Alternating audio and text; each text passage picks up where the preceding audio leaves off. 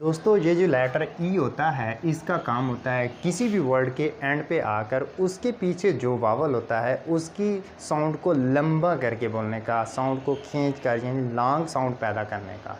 जैसे अगर मेरे पास सामने एक लफ्ज़ है, वर्ड है नॉट, अगर इसके एंड पे मैं ई लगा दूं, इसके पीछे जो वावल है ये अपनी लॉन्ग साउंड पैदा करेगा, लंबा करके हम इसको पढ़ेंगे। अब हम इसको नॉट नहीं पढ़ेंगे, इसको हम पढ़ेंगे नोट, नोट।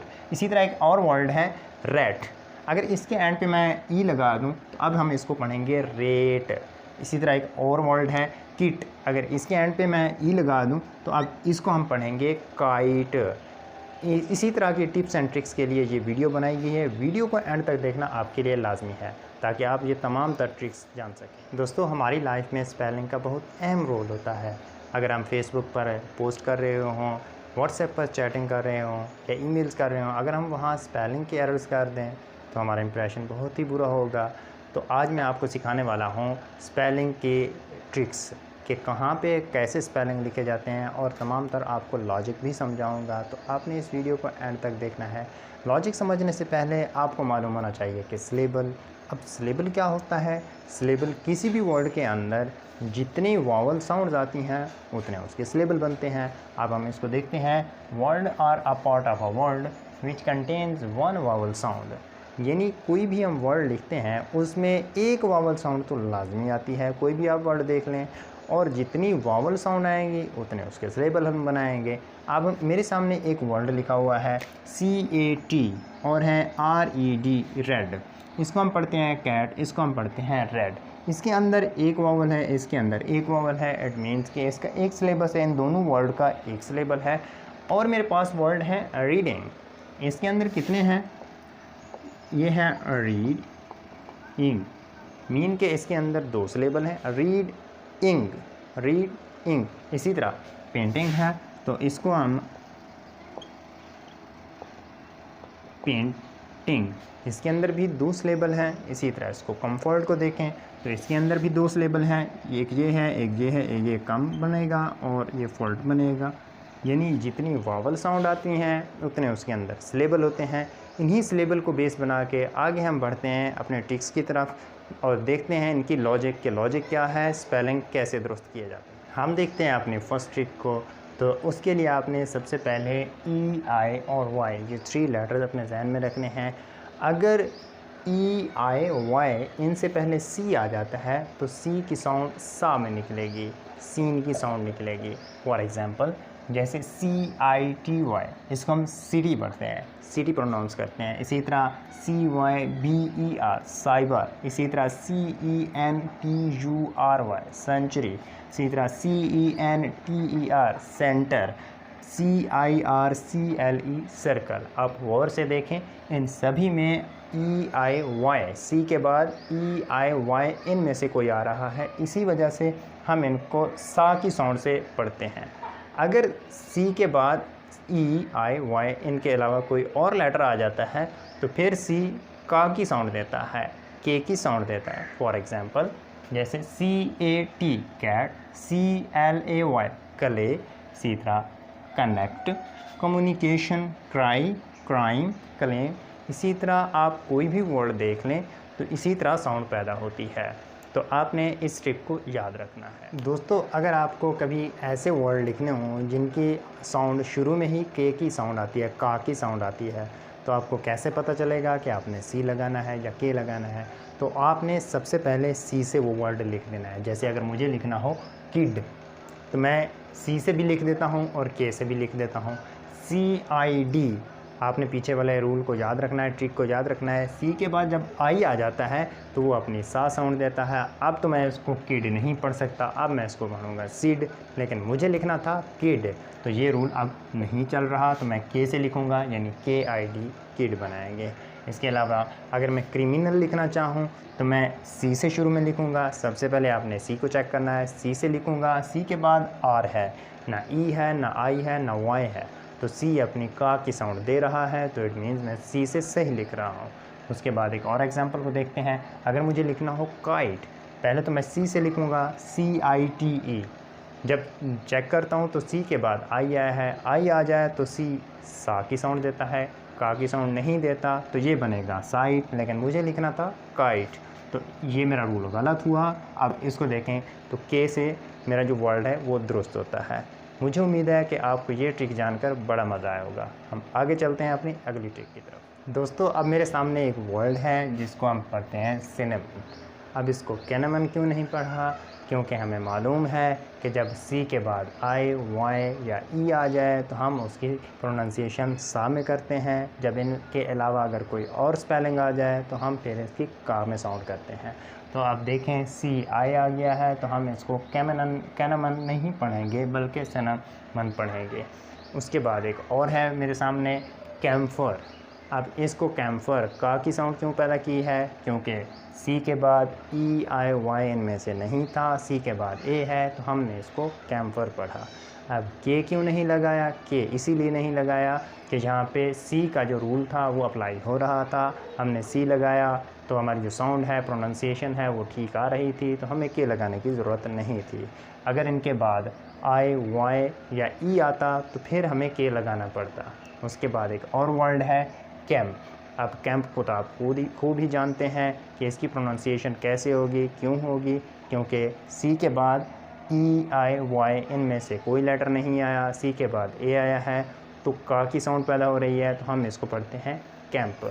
तो मुझे उम्मीद है आपको ये ट्रिक जानकर भी बड़ा मज़ा आया होगा। दोस्तों बहुत सारे ऐसे वर्ड होते हैं जिनके एंड पे का साउंड आती है, जैसे मेरे सामने वीक, पिक, टिक, लीक, सिक ये वाले वर्ड हैं। तो हमें टेंशन होती है कि एंड पे जो का साउंड आ रही है सी के आएगा या सिर्फ के आएगा।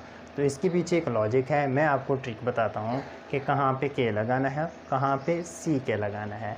आपने क्या करना है, उस वर्ड को चेक करना है, अगर उसके अंदर प्रोनाउंसिएशन करते हुए शॉर्ट साउंड आती है तो आपने लगा देना है सी के।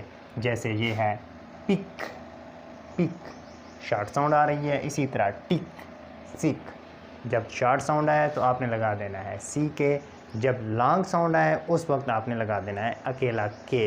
यानी इसको मैं जब प्रोनाउंस करता हूँ तो मैं क्या पढ़ता हूँ, वीक, इसी तरह लीक।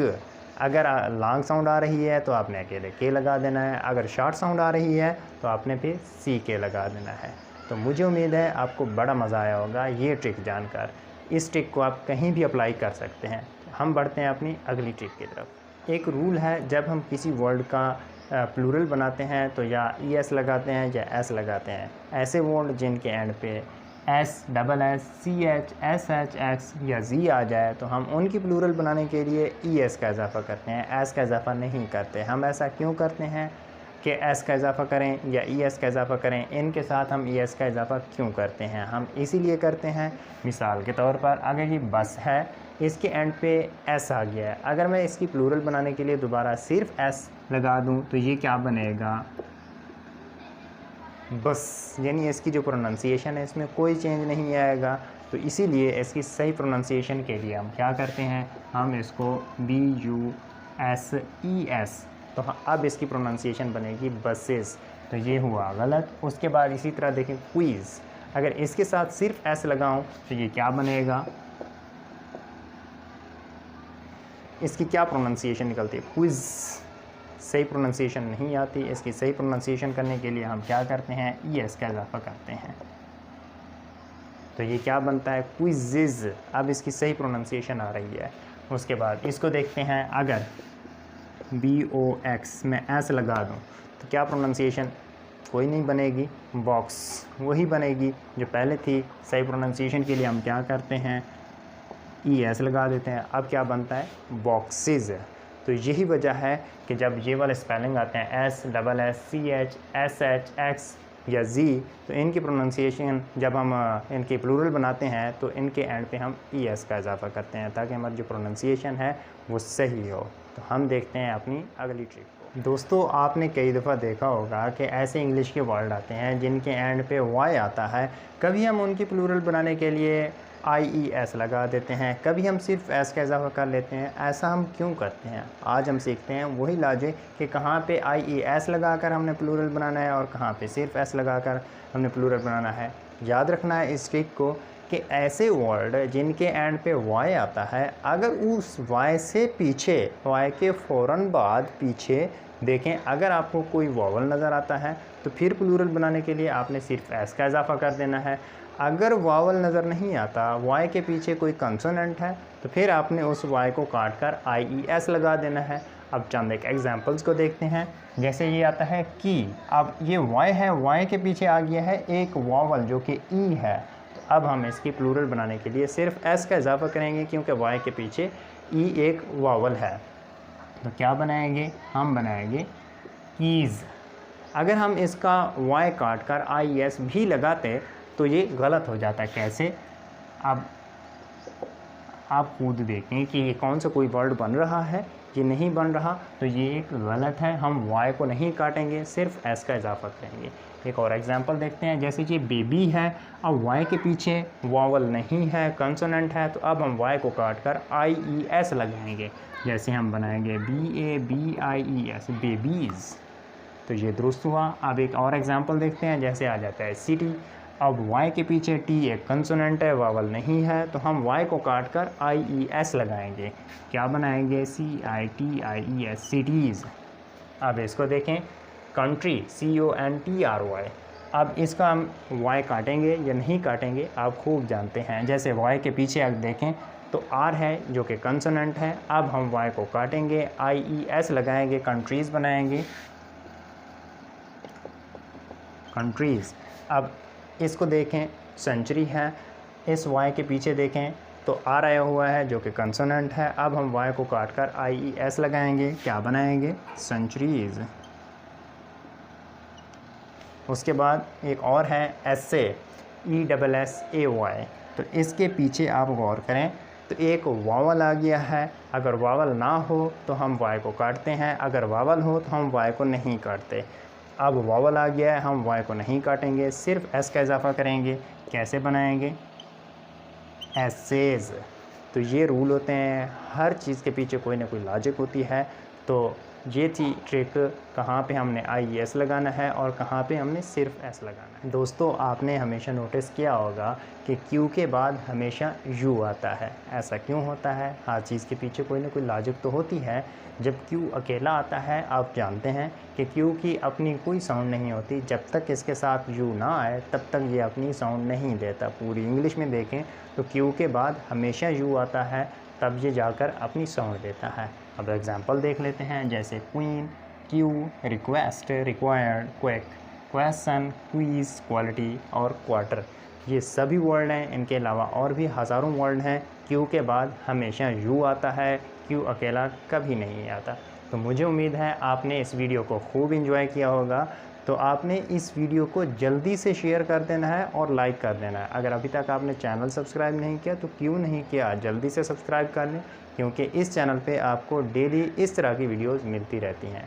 तो मिलते हैं नई वीडियो के साथ। Thank you so much. अल्लाह हाफिज़।